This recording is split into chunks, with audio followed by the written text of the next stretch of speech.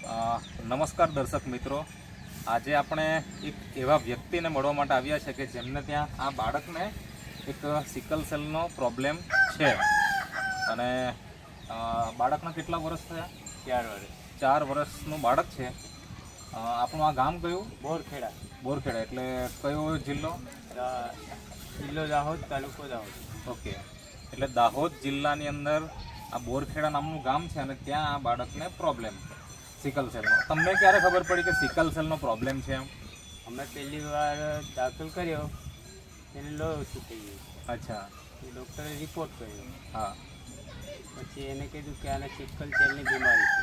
Okay, ક્યારે ખબર પડી? ત્યારે ખબર પડી. અને સારવાર ચાલતી જશે? ક્યારે ક્યારે મતલબ કેટલા સમયના અંતરે એમને શું શું તકલીફ થતી? થોડી વાત કરો. એને અચાનક રડવા માંડે, દુખાવો થયો. પછી એને લોહી ઓછું થઈ જાય. બરાબર, એટલે લોહી ઓછું થઈ જાય, દુખાવો થાય અને રડવા માંડે. એટલે તમને ખબર પડે કે એને પ્રોબ્લેમ વધી ગયો છે. આવું કેટલા વર્ષની ઉંમર થઈ ત્યારથી શરૂ થયું અને અત્યાર સુધી હતું એમ? અને તો જન્મ થયો પછી 2 મહિના ત્યારથી રહ્યો. હા, ત્યારથી પછી ચાલુ થઈ ગયું. એટલે દવાઓ ચાલતી જ હતી. કેટલા દિવસના અંતરે આ પ્રોબ્લેમ આવતો? તો આગળ 15 દિવસ 20 દિવસે થતો હોય. 15-20 દિવસમાં આ એક સમસ્યા આવી જ જતી. હા, બરાબર. અને ત્યાર પછી મને યાદ છે કે લગભગ 1 વર્ષ પહેલાં તમે મારો કોન્ટેક્ટ કર્યો હતો. હા. તો કેવી રીતના કોન્ટેક્ટ કર્યો? એ દેશી દવા મેં કીધું કોઈક વિડીયો જોઉં તો મેં દેશી દવાનો વિડીયો એમ કરી યુટ્યુબ ઉપર નામ લખ્યું અને તમારો વિડીયો આવ્યો. હા. પછી તમારા કોન્ટેક્ટ ઉપર મેં કોન્ટેક્ટ કર્યો. યુટ્યુબ ઉપર તમે વિડીયો જોયો? હા. હા. પછી મને સંપર્ક કર્યો. પછી તમારો સંપર્ક કર્યો. હવે ઓનલાઈન જ્યારે કોન્ટેક્ટ કરવાનું થાય તો ઘણી વખત મનમાં પ્રશ્નો પણ હોય કે જૂઠું તો ન હોય ને, હા, એવું બી છેતરપિંડી તો ન થાય ને, આવું પણ આપણે વિચાર આવતો હતો. એવું તમને કંઈક વિચાર આવતો હતો? એવો વિચાર આવતો હતો ને પહેલી દિવસે આપણે વાત કરી ત્યારે. હા. પછી તમારું રજીસ્ટ્રેશન મેં કરી દીધું. હા. તમારી પાસે ઓટીપી પણ આવ્યો. તમે મને આપ્યો ઓટીપી. હા. તમે મને પૈસા પણ મોકલી આપ્યા. બરાબર.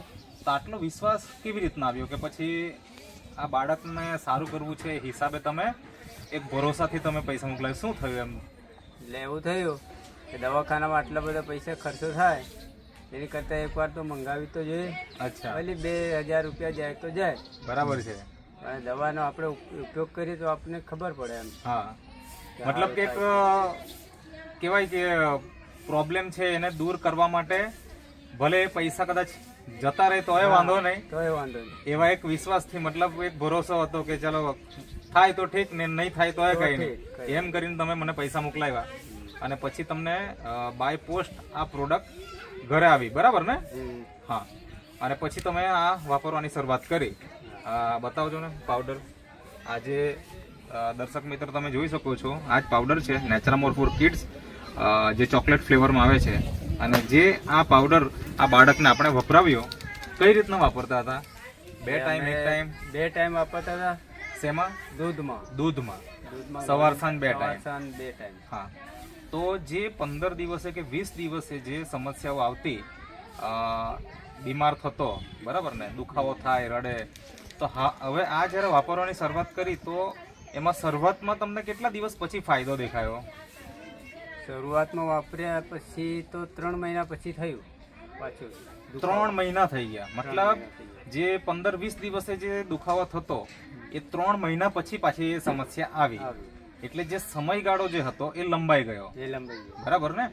તો જ્યારે આ આપણે નહોતા વાપરતા તો વર્ષમાં કેટલી વખત દાખલ કરવું પડતું અથવા તો આ દુખાવો થતો? તો વર્ષમાં 20 દિવસ, મહિનો એમાં દાખલ કરવો જ પડે એમ. બરાબર. અને હવે આ જ્યારે આપણે વાપર્યું છે, ગયા સપ્ટેમ્બર 2024થી આપણે આ પ્રોડક્ટ વાપરવાની ચાલુ કરી હતી અને અત્યારે ચાલે છે નવેમ્બર 2025. એટલે કે લગભગ 14 મહિના થવા આવ્યા છે. બરાબર ને? 13 મહિના તો પૂરા થઈ ગયા, 14મો મહિનો ચાલે છે. તો 14 મહિના દરમિયાન તમારા અનુભવ આ વસ્તુ વાપર્યા પછી કેવા રહ્યા? બાળકને કેટલી વખત દાખલ કરવું પડ્યું? આ દવા વાપર્યા પછી એમ આરામ થઈ ગયો, 4 મહિના 6 મહિના થાય એટલે આરામ બહુ રાહત મળે. બરાબર. મતલબ જે મહિનામાં એક વખત દાખલ કરવું પડે એ આ છેલ્લા 12-13 મહિનામાં તમે કેટલી વખત દાખલ કર્યું? 2 થી 3 વાર દાખલ કર્યું. અચ્છા, મતલબ કે 6-7 મહિને એક વખત, 4-5 મહિને એક વખત, કેટલી વખત? મતલબ કે 3 મહિને, 3-4 મહિને, 4-5 મહિના દાખલ કરવો પડે. બરાબર છે. તો આટલો રાહત 1 વર્ષ આ વસ્તુ વાપરી એનાથી થયો છે, બરાબર ને? હા બરાબર. તો એક તો આપણા જે ખર્ચો પણ ઘટ્યો હશે તમારો, દોડધામ કરવાનો કે જે કંઈ દવાખાને જવાનો આ તે, અને એની સાથે તમે આ રેગ્યુલર વાપર્યું તો બાળકમાં બીજો શું તમને ફેરફાર દેખાય? એમ તો કમ્પ્લીટ છે, પણ એને આ અચાનક એક દુખાવો ઉપડી જાય, એ તાવ આવી જાય. બરાબર છે, બરાબર છે. તો આપણે એવું કહી શકીએ કે 70 થી 80% જેટલી રાહત થઈ છે 1 વર્ષમાં. હા એટલે જ થઈ ગઈ. બરાબર ને? હા. હજી પૂરેપૂરી રાહત નથી થઈ, પણ 70 થી 80% રાહત થઈ છે. અને અત્યારે પણ આ પાવડર ચાલુ જ છે. ચાલુ છે. બરાબર ને? તો હમેશભાઈ તમારે શું કહેવું છે બીજા લોકોને કે આ પાવડર, હવે જે વ્યક્તિ તંદુરસ્ત છે એ તો ખાઈ જ શકે છે, જેમ કે મારા બાળકોને હું ખવડાવું જ છું, બરાબર, પણ જેને આવી નાની મોટી સમસ્યા છે એમણે આ ખવડાવવા જેવું લાગે? ખવડાવે તો ચાલે, ખવડાવી શકે. ખવડાવી શકાય. જે તમે પહેલી વખત જ્યારે લીધો હતો અને ત્યારે તમને એક વિશ્વાસ નહોતો, વિશ્વાસ નો. હવે 1 વર્ષ થઈ ગયું પછી કેવું છે? હવે અમારો ઉપર વિશ્વાસ છે ખરો કે એમ? વિશ્વાસ તો છે ને. મતલબ 1 વર્ષથી આપણે કોન્ટેક્ટમાં હતા ફોન ઉપર, હા પણ રૂબરૂ આજે પહેલી વખત મુલાકાત થઈ અને એમના ગામમાં જ અમે આવેલા છીએ. તો આ જ એક ટ્રસ્ટ છે, આ જ એક વિશ્વાસ છે, આ એક ભરોસો છે કે અમે ઓનલાઈન પણ પ્રોડક્ટ પહોંચાડીએ છીએ અને મળવાની કોશિશ પણ કરીએ છીએ. તો અમારો આ ફિઝિકલ એપ્રોચ છે. તો જે પણ દર્શક મિત્રો જોતા હશે, જો કોઈને બાળકને આવી સમસ્યા હોય તો એમણે ખાસ આ વાપરવું જોઈએ, અને જો ન હોય તો પણ આપણે આપણા બાળકોને આ નેચરામોર્ફોર કિડ્સ આપણે ઉપયોગ કરાવી શકીએ અને એમને ત્યાં જે રિઝલ્ટ આવ્યું છે એવું રિઝલ્ટ આપણે ત્યાં પણ મેળવી શકીએ છીએ. તો તમે જે ઇન્ટરવ્યુ આપ્યો તે બદલ તમારો ખૂબ ખૂબ આભાર. હવે એમનું શું નામ શું છે? નિશાન. નિશાંત. તું કેમ ભણે, શું કરે? બાલ મંદિરમાં જાય? અહીંયા જોતો સામે સામે વિડીયો છે. બાલ મંદિરમાં જાય? બોલવાનું માસો. વાંધો નહીં, ચાલો. હા, થેન્ક યુ.